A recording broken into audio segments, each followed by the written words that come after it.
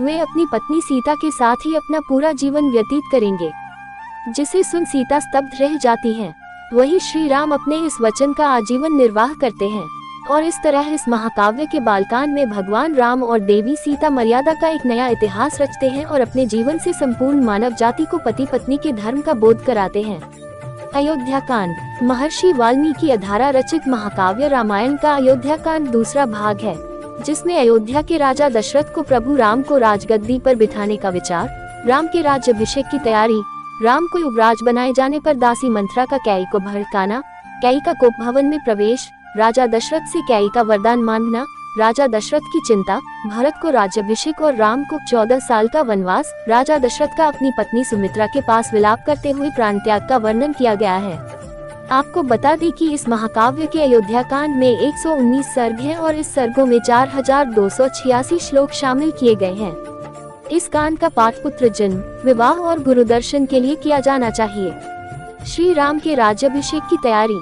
वही अब राजा दशरथ बुजुर्ग हो चले थे, इसके साथ ही उन्हें अपने बड़े पुत्र राम की अलौकिक प्रतिभा का अंदाजा हो गया था, इसलिए वह राम को अयोध्या के सिंहासन पर बिठाना चाहते थे।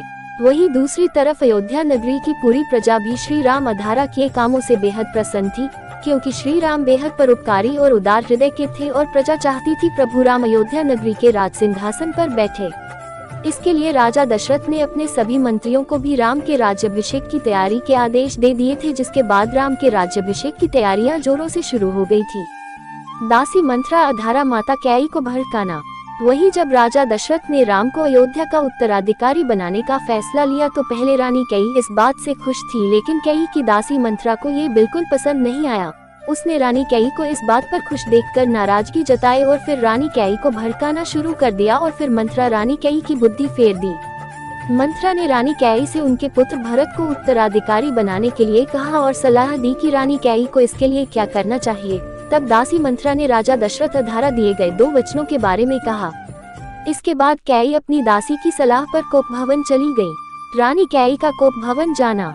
मंथरा के कहने पर रानी कैई कोप भवन में जाकर रहने लगी और उन्होंने अन्न जल सबका त्याग कर दिया।